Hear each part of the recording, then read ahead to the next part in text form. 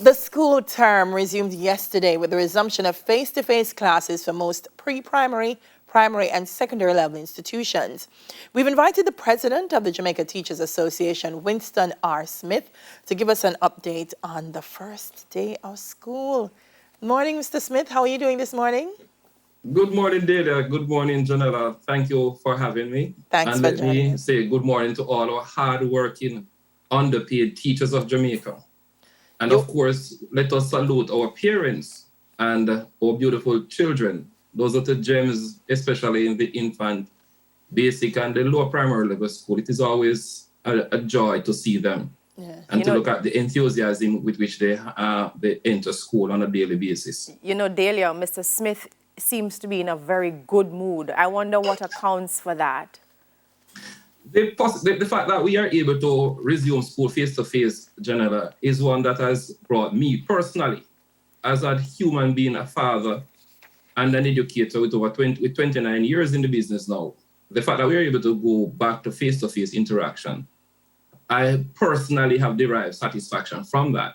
But most importantly, though, is the way the teachers of Jamaica, especially those who are members of the Jamaica Teachers Association, have coalesced around a common cause, and that of educating and providing our nation's children with the best opportunity for educational advancement. It has brought me and the JTA tremendous satisfaction.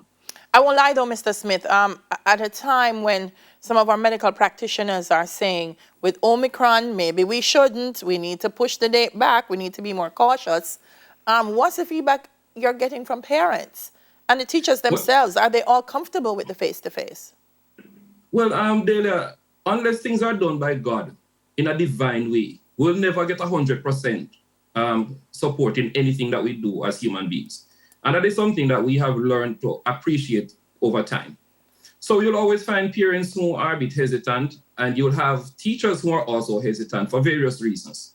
However, the majority of our teachers are willing and ready and have demonstrated since last November how committed we are to nation building through education by making themselves available to undertake the business of teaching and learning in a face-to-face way. The reality is, our students are suffering, the nation is suffering because of the learning loss. We know for a fact that the online modality is not working as well as it ought to or would like it to. And when we do our check, we realize that the more marginalized students, or those students who are from the lower socioeconomic background, they are the ones who are suffering the most because their parents are not generating enough income to provide them with all the necessities to effectively participate in the educational process. Right. And even where there's enough funding, where the parents may be able to cut and paste, or as my grandmother would say, mother would say, take mickle make a muckle.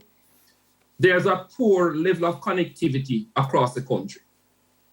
In addition, Delia, Janella, if we stay in the virtual space, our underpaid teachers will constantly incur unsurmountable costs in terms of purchasing data, increase electricity bill, water bill. So these are additional costs that will be borne by the teacher in order for them to facilitate an online system that is not producing the quality results that would have wanted because of uncontrollable variables. So we recognize, Delia, having examined the situation properly, we recognize that the best thing for our students and for the education system is for us to go back to a face-to-face engagement. Yes, we are mindful that the fourth wave is likely to hit Jamaica at any point in time. But we believe that it's best for us to capitalize on every hour of the day, every week of the month, that we are able to go back to face-to-face until such time when the Ministry of Health instruct us and the nation to go back using the virtual modality.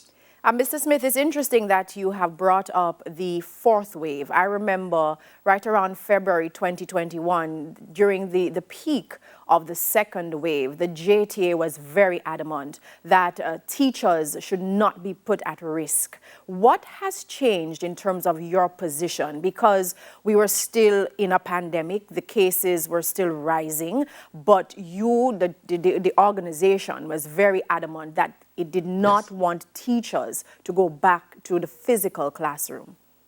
At that time, Janella, the knowledge base that would have had over time, it will still be fresh in our minds, so to speak. The things we know now, the way we are now, in February, we're not like that. In February, we had around 25 to 30% of our teachers vaccinated. At this time of the year, we have over 76% of our teachers vaccinated. When we went to a conference last year, we brought in Professor, I'm trying to remember his name, Figaro. Mm-hmm. And Professor Figaro allayed the fears of many of our teachers. And immediately after conference, we saw a gradual, well, not just a gradual, but a rapid increase in the percentage of our teachers who avail themselves to be vaccinated.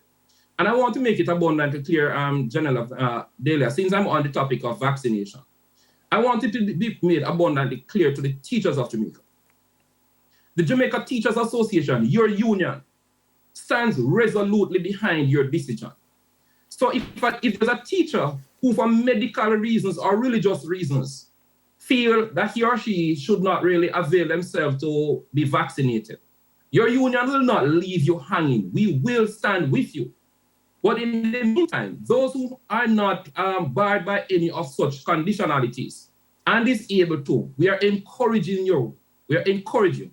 Please take the vaccine. If there's no, if your fear is just out of maybe fear for needle, fear for of side effects and so forth, which can be allayed by having conversation with your medical practitioner, we are saying to the teachers, go ahead and take the vaccine. What's the I'm sorry, go ahead.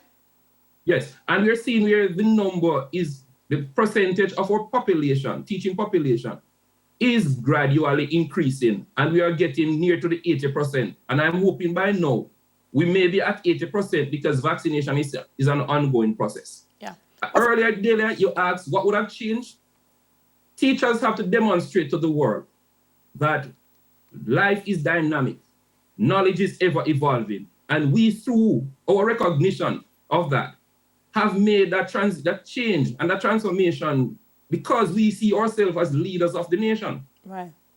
All right, Mr. Smith, I want to talk about the learning loss, but before we get there, what's the classroom policy? Is there a policy that cuts across all classrooms that's clear to the student, that's clear to the teacher, and that's clear to the parents, that this is how the classroom will operate? I know there are some schools in the U.S. that have said to teachers, these are the things. If the student comes and they're not masked, then you remind them twice. If on the second reminder they still don't put the mask on, they have to leave the classroom. Things like that. Are we clear on what the classroom policy is going to be? From where we sit at the Jamaica Teachers Association, Daily General, that matter is well organized and sorted out by the teachers and the school administrators. And that is why, if you would have followed my utterances over time, I've been appealing to the Ministry of Finance to provide funding to the Ministry of Education so that schools can have at their disposal disposable masks, which will be available to students. Because we know it's uncomfortable and it's not healthy in our mind for a child to have on the same mask for the entire day. But we also know that parents may find it a little difficult to purchase enough masks to give to their children for a 3, 4, 5 time change for the day. So we're asking the government to come on board and help the school. The teachers have their plans in place, their safety plan. And the schools would have been assessed by the Ministry of Health to make sure that these plans are in place. And once they have gotten the go-ahead, and based on my record, on December 30, we had over 80% of all schools being approved by the Ministry of Health. So we have a situation like the hair policy, where sometimes we hear some schools saying things about hair, and you hear that it's not a ministry policy, but it's a board policy. We are all in agreement on what the COVID-19 protocols are in every school. And that is one of the things, Delia, and you being yourself being an educator, should really say to the nation, the teachers of Jamaica are very understanding.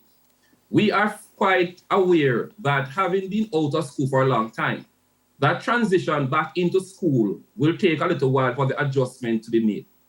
But I want the nation to understand also, Delia, that transition is not just one that will be a challenge for the students. We have to be mindful also that there are many teachers who have lost a lot of weight because of the poor pay and the high cost of living. And as a result, may have to be buying all sorts of new clothes and things like that.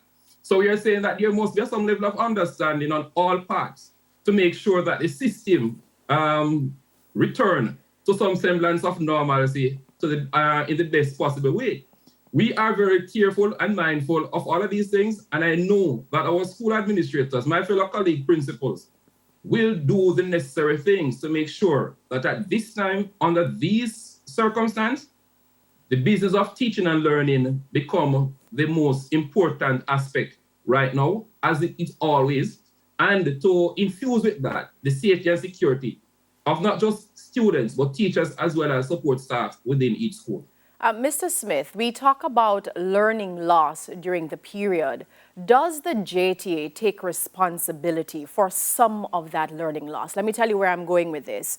There have been complaints that teachers are not au fait with the technology, for one. So there were issues with that. There are also complaints that teachers did not do enough to engage students online. So the engagement, there was an issue. So with all of that, do you think that the JTA teachers should take responsibility for some of that learning loss?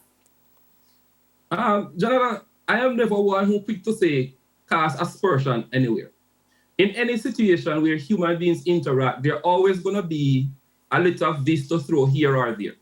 What we want us to focus on is the fact that when we were faced with a pandemic, our teachers of Jamaica were never trained and prepared to treat with online learning in the fulsome way which we had to undertake that encounter. So we would have found that during the early stages, there were many challenges, many hiccups.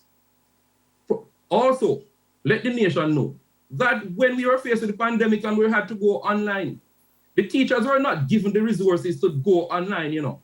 It was the teachers who utilized their own resources. And that would have created some challenges where teachers would not be able to function as efficiently and effectively. It was after that we started having some courses coming through the Jamaica Teaching Council, and we loved them for it because it made a world of good.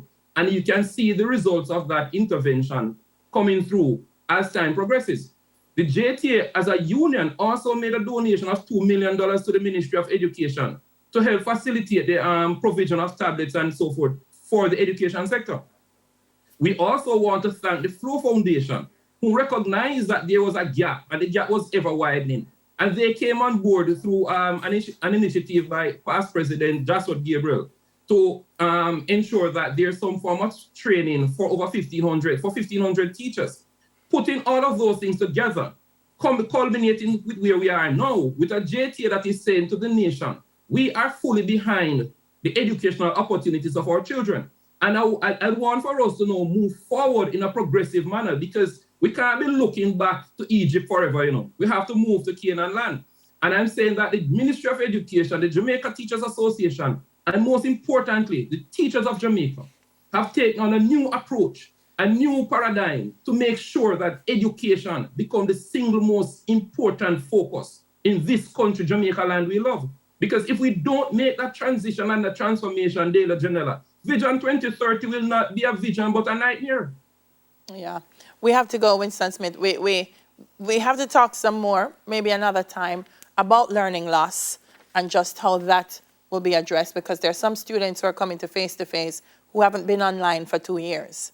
And, yes, you know, I want to know what is the remedial plan, but we don't have the time right now to go through it. We'll discuss that another day. But thank you so much for speaking with us this morning. And please express our thanks to the teachers, the members of your association, for all that they do and will continue to do for education in Jamaica. Thank you, and I'm sure they're listening. And while you're at it, Janella, in your next news item, please remind the Ministry of Finance we're still waiting on a decent wage increase. The teachers are desperate for something better. Noted.